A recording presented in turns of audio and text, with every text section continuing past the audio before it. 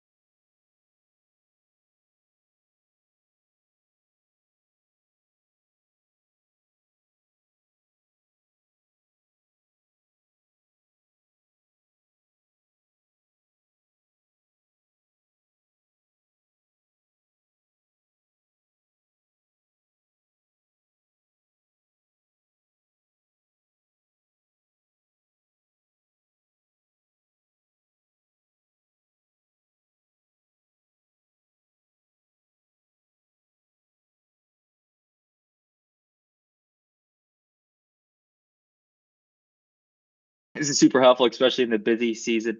You can easily see what all is going on. And of course, here's the reservations page.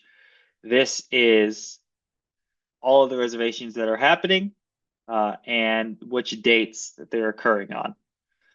And so we can look up by day. We can also see by all extras. Now, extras is very interesting. You can actually add extra fees. So if somebody rents the car from you, and you want an airport drop off pickup. So for us, we do an additional $100 per airport pickup and drop off if they want to be picked up at the Kenai Airport or dropped off at the Kenai Airport. Also a pet fee, which is a $50 fee. And so you can add any extras you want. And so when they go to check out on the front end, there's options there for extras. So whatever you want to do, you can do it here. Take a look at rental settings. Rental settings, this is a good one.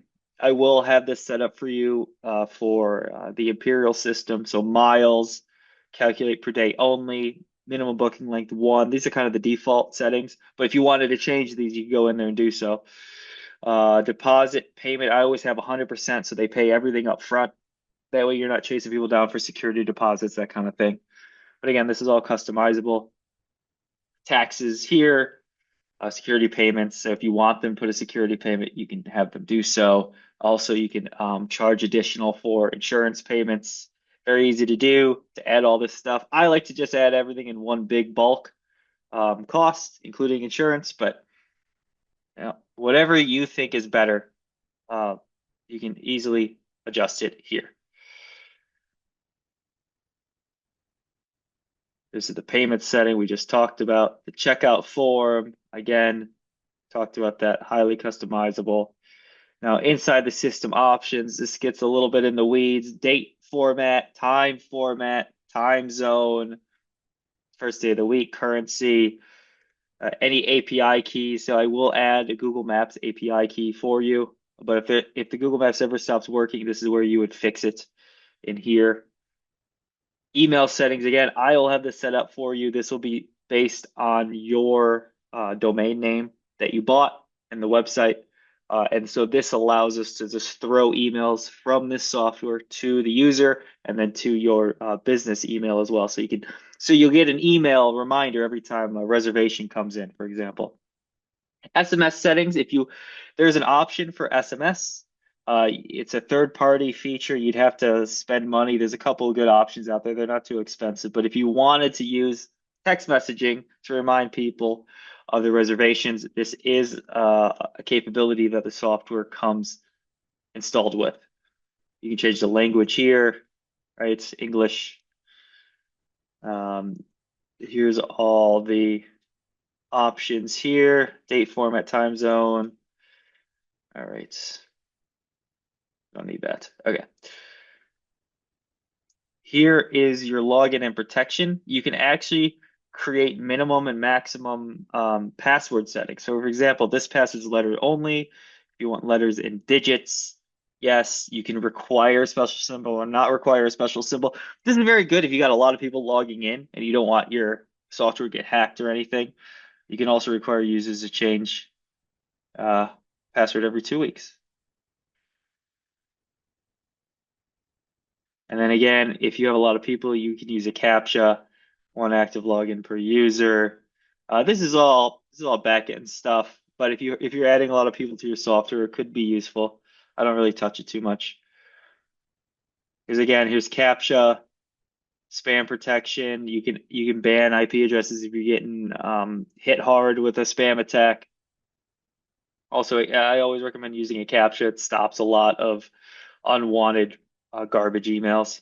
Visual and branding. This just changes the back end colors. There's not a whole lot going on here. Countries, which countries that you operate in. I just keep this as the default setting. But if you're getting a bunch of spam from other countries, for example, you can switch that around here. This is your cron job. You're probably not going to use that. And then any backups that you want to make. Here's your users. You can make more users here. This is your preview. This is what it'll look like on the front end of your website, and it will already be installed. However, if you wanted to install it on other pages or rebuild your landing page, it's easy to do. This is the header tag, and this is the body tag. Very simple way to install this on your website. If you wanted to edit your WordPress, or if you hired a developer, for example, in the future, this will be useful information for them. Okay, so that is a good run through of this car rental software.